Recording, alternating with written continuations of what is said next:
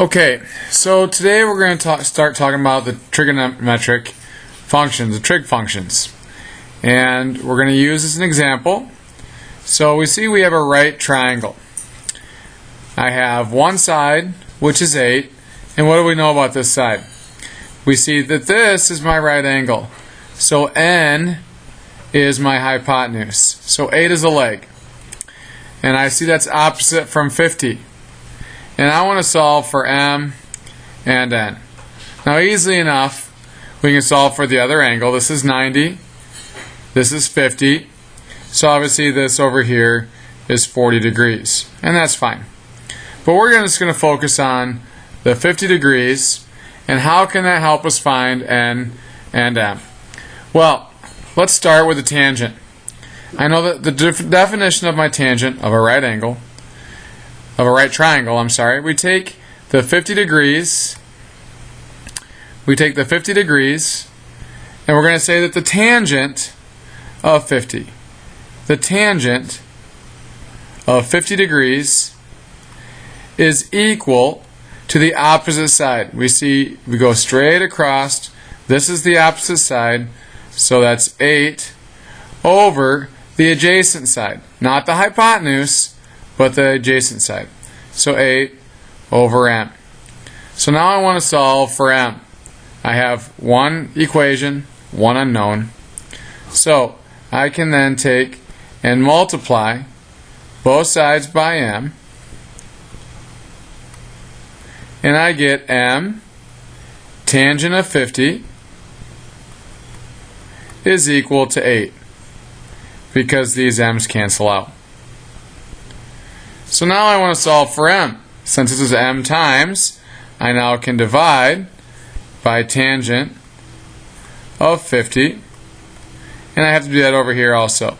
So I'm going to divide both sides by tangent of 50.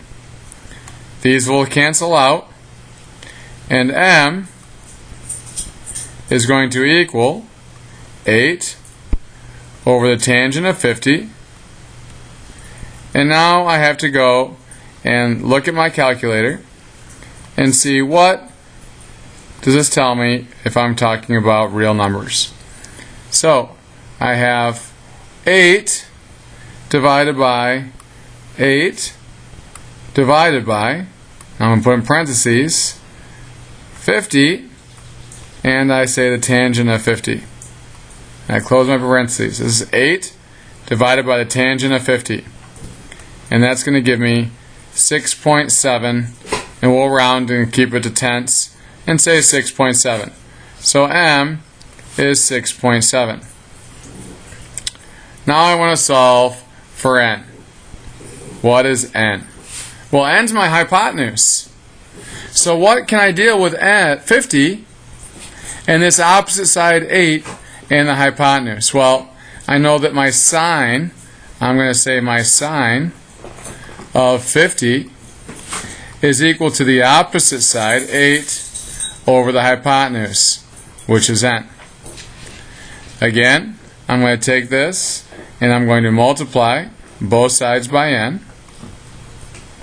And I get n sine of 50 equals 8 because these cancel out. Now I want n all by itself.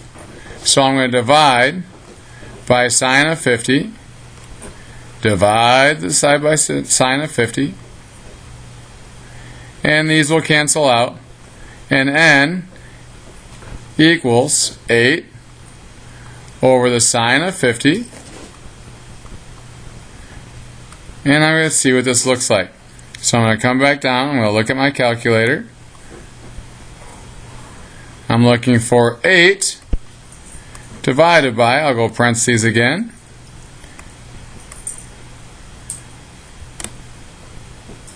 the sine of 50, and that gives me 10.4. So n is 10.4.